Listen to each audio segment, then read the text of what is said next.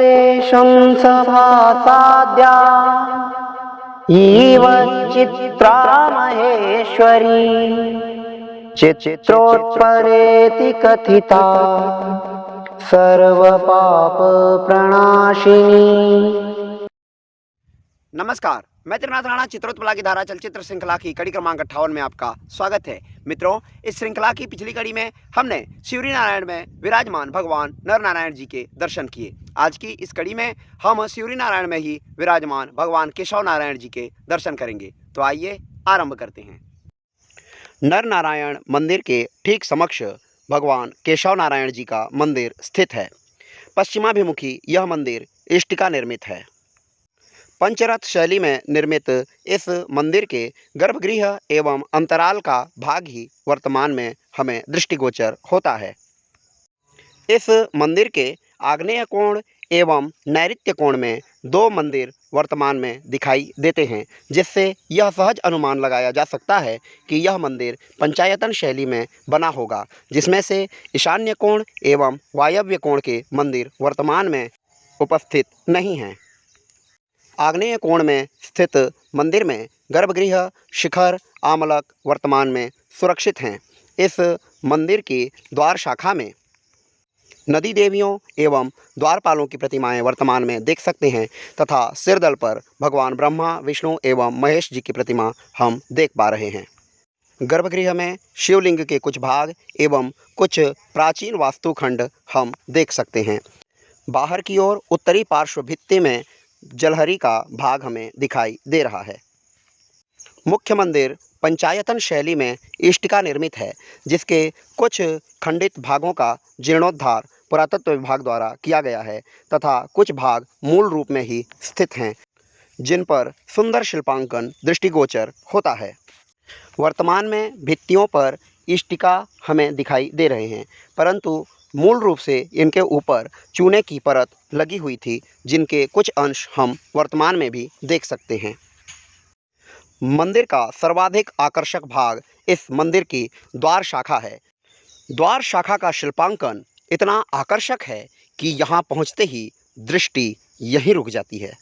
द्वार शाखा के चतुर्थांश में नदी देवियों की प्रतिमाओं सहित भगवान नारायण के पार्षद चंड, प्रचंड, वत्सदंड और विश्वक्सेन की प्रतिमाएं निर्मित हैं।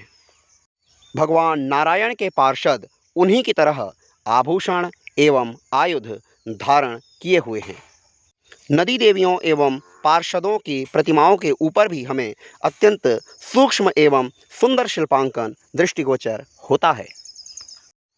पार्षद प्रतिमाओं के आभूषण एवं आयुध तो भगवान नारायण के समान ही हैं, परंतु इनके ललाट पर अंकित तिलक वृत्ताकार हैं, जबकि भगवान नारायण के तिलक रेखाओं से निर्मित होते हैं। भारवाहक गणों के ऊपर पद्म है और पद्म के ऊपर ये पार्षद खड़े हैं। चरणों से लेकर मस्तक तक आभूषण एवं आयुधों में जो सूक्ष्म शिल्पांकन किया गया है, इनका वर्णन शब्दों में कठिन है। इन शिल्पाकृतियों को देखकर शिल्पकारों के समर्पण व कुशलता का अनुमान लगाया जा सकता है। चरणाभूषण, कटिबंध, मणिबंध, बाजूबंध, ग्रीवाभूषण एवं किरीट इत्यादि समस्त आभूषण सुंदर मणिततियों से निर्मित हैं। आयुधों के अलंकरण से लेकर अंगुलियों का विन्यास अत्यंत रमणीय व दर्शनीय है। पार्षद अपने हाथों में शंख, चक्र, गदा व पद्म धारण किए हुए हैं, परंतु कुछ आयुध क्षरित होने के कारण पहचान में नहीं आ रहे हैं।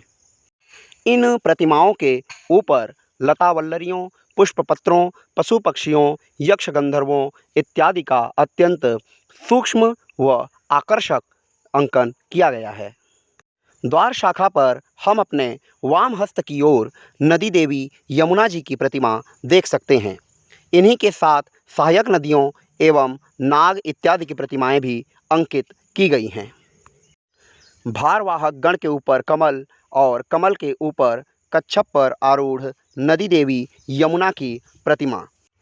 इनके वस्त्र व आभूषणों का शिल्पांकन देखकर ऐसा लगता है जैसे शिल्पकार ने अपनी संपूर्ण शिल्पकला यहीं उतार दी हो। यमुना जी के चरणों के निकट कच्छप, नाग एवं सहायक नदियों की प्रतिमाएं अंकित की गई हैं। इनके एक हाथ में पद्म पुष्प व दूसरे हाथ में कलश स्थित था। कलश वर्तमान में खंडित है। द्वार शाखा में अपने दक्षिण हस्त की ओर नदी देवी की प्रतिमा सहित हम अन्य 2 पार्षदों की प्रतिमाएं देख सकते हैं। इन पार्षदों का वर्णन अग्नि पुराण के 42वें अध्याय प्रासाद लक्षण वर्णन के श्लोक क्रमांक 20 में मिलता है। द्वारस्य तो चतुर्थांशे कार्योच्चंड प्रचंडकौ विश्वक्सेन वत्सदंडो शाखार्धो दुम्बरे श्रियम। अर्थात द्वार के चतुर्थांश में चंड प्रचंड विश्वक्सेन और वत्सदंड की प्रतिमा निर्मित करनी चाहिए तथा गूलर की शाखा के अर्धभाग में लक्ष्मी जी की प्रतिमा निर्मित करनी चाहिए। द्वार शाखा में हम अपने दक्षिण हस्त की ओर देख सकते हैं देवी मकरवाहिनी गंगा जी की प्रतिमा। इनके वाम हस्त में कमल एवं दक्षिण हस्त में कलश स्थापित था। कलश वर्तमान में खंडित है। नीचे भारवाहक की प्रतिमा, उसके ऊपर कमल पुष्प, उसके ऊपर मकर, पार्श्व में नाग एवं सहायक नदी की प्रतिमा एवं ऊपर देवी मकरवाहिनी गंगा जी की यह सुंदर प्रतिमा हम यहाँ देख सकते हैं। पूर्व वर्णित प्रतिमाओं की भांति इन प्रतिमाओं के भी वस्त्र, आभूषण, आयुध इत्यादि अत्यंत सुंदर ढंग से अलंकृत किए गए हैं। इनमें से कुछ आयुधों की पहचान नहीं हो पा रही है। पार्षदों व नदी देवियों की प्रतिमाओं के ऊपर का शिल्पांकन भी अत्यंत रमणीय व दर्शनीय है। इनमें से कुछ का अंकन हम यहाँ पर देख पा रहे हैं। लता वल्लरियों के मध्य मालाधारी विद्याधर व यक्ष गंधर्वों की प्रतिमाएं यहाँ हम देख पा रहे हैं जो कि विविध मुद्राओं में दर्शाए गए हैं। यहाँ एक वानर की हंसती हुई प्रतिमा भी हम देख पा रहे हैं। इसके ऊपर अन्य प्रतिमाएं हम देख पा रहे हैं। मध्य पंक्ति के पार्श्व में हम नर एवं वानरों का एकांतर क्रम में अंकन देख पा रहे हैं। इसके पीछे क्या रहस्य है यह सुलझाना तो कठिन है, परंतु यह शिल्पांकन अत्यंत सुंदर है।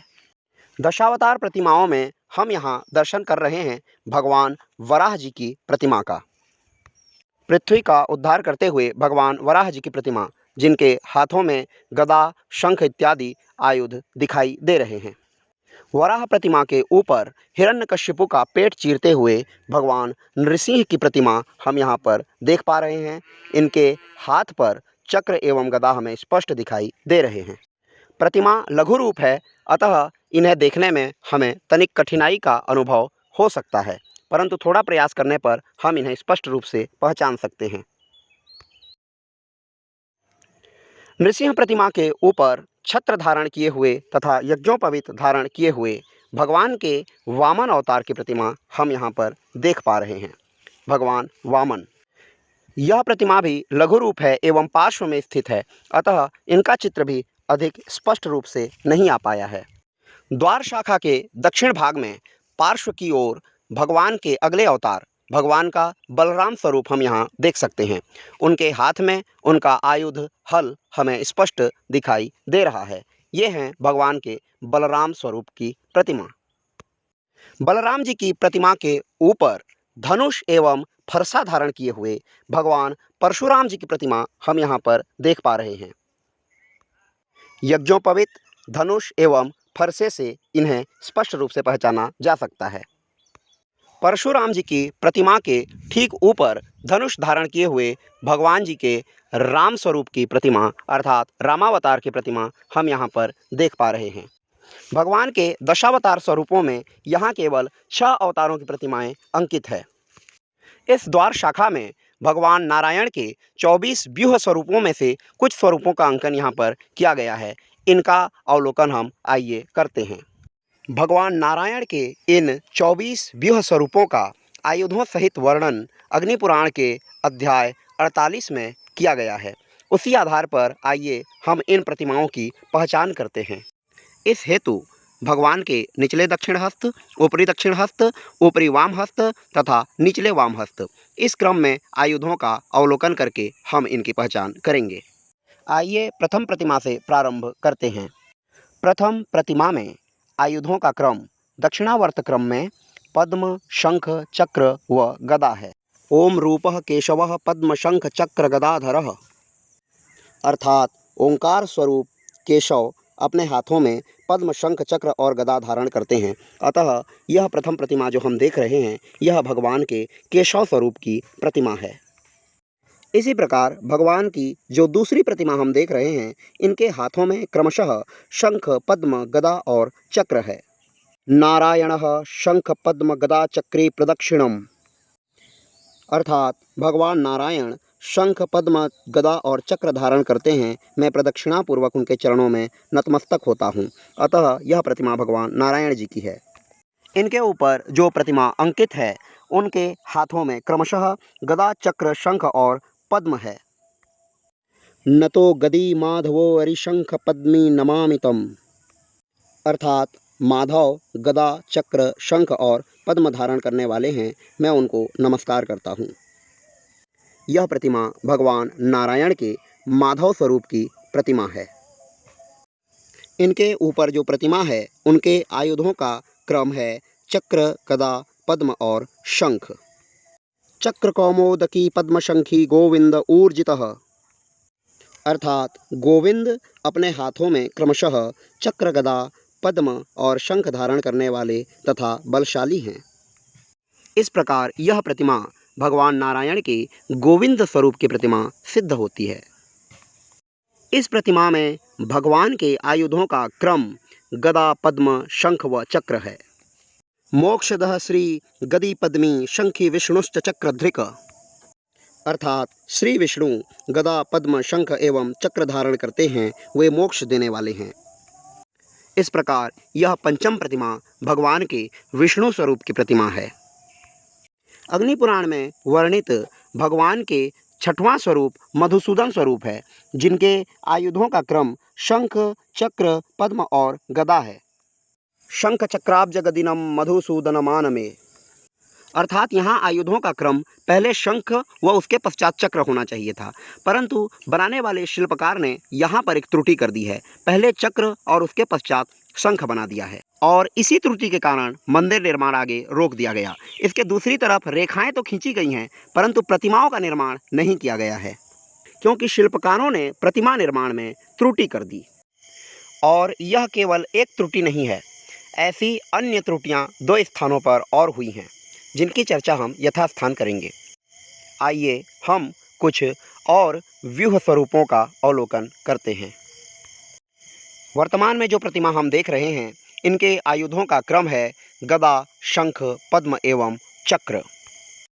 संकर्षणो गदी शंखी पद्मी चक्री च पातु वह, अर्थात गदा, शंख, पद्म और चक्र धारण करने वाले संकर्षण आप लोगों की रक्षा करें।